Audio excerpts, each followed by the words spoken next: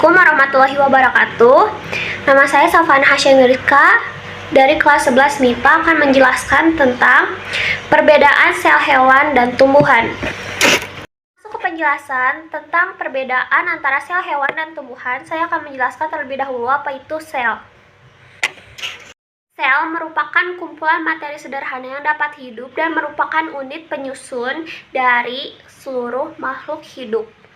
Ukurannya beragam, mulai dari 1 sampai 100 mikrometer. Lalu sekarang mari kita bahas apa itu sel tumbuhan.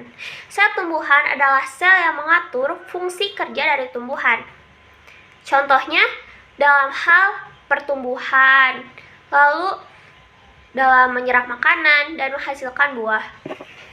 Lalu apa itu sel hewan? Sel hewan adalah sel yang menyusun jaringan pada hewan. Lalu apa itu sel hewan? Sel hewan adalah sel yang menyusun jaringan pada hewan. Lalu apa perbedaan dari kedua sel ini?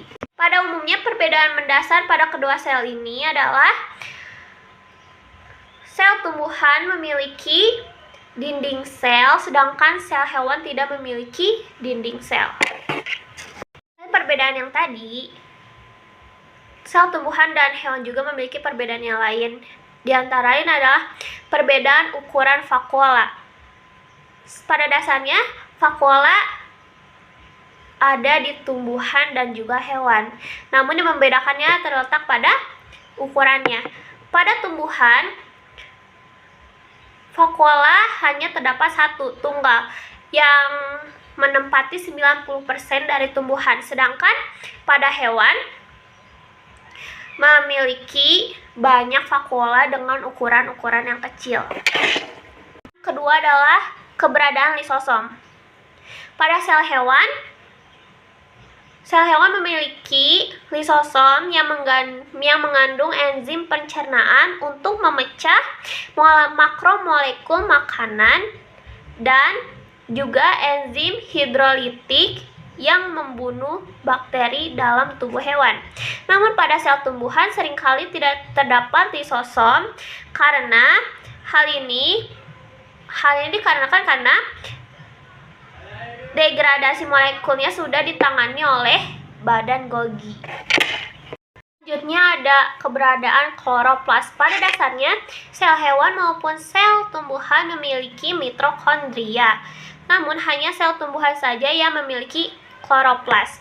Dilansir dari Lumen Learning, kloroplas merupakan sel organel yang mengandung klorofil yang dapat menangkap sinar energi matahari untuk berfotosintesis. Keberadaan kloroplaslah yang membuat tumbuhan dapat berfotosintesis sedangkan hewan tidak. Selanjutnya ada keberadaan plastida.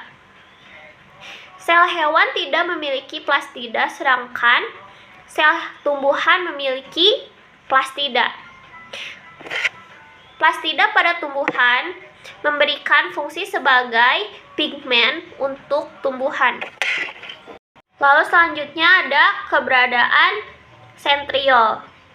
Sel hewan memiliki organel sentriol yang membantu proses pembelahan sel dalam proses replikasi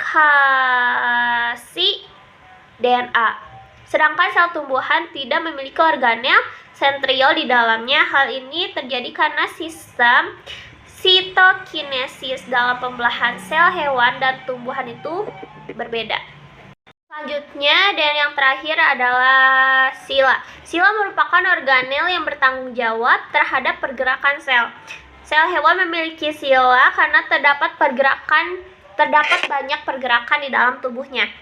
Namun sel tumbuhan cenderung stabil dan tidak bergerak sehingga tidak ditemukan sila sebagai organelnya. Selanjutnya saya akan memperlihatkan bagian-bagian dari sel hewan dan tumbuhan yang telah saya buat sendiri.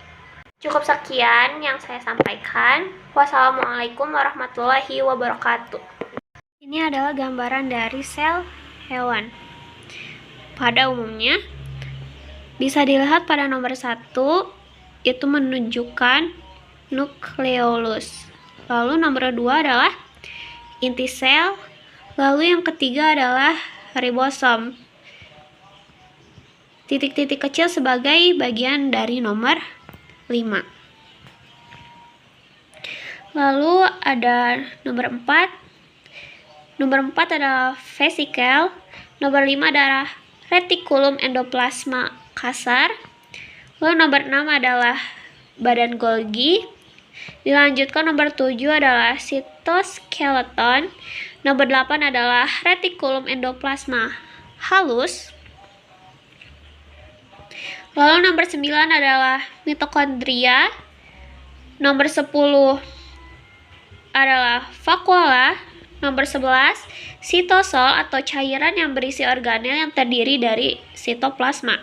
Nomor 12 ada di paling belakang, itu adalah lisosom. Lalu nomor 13 adalah sentrosom.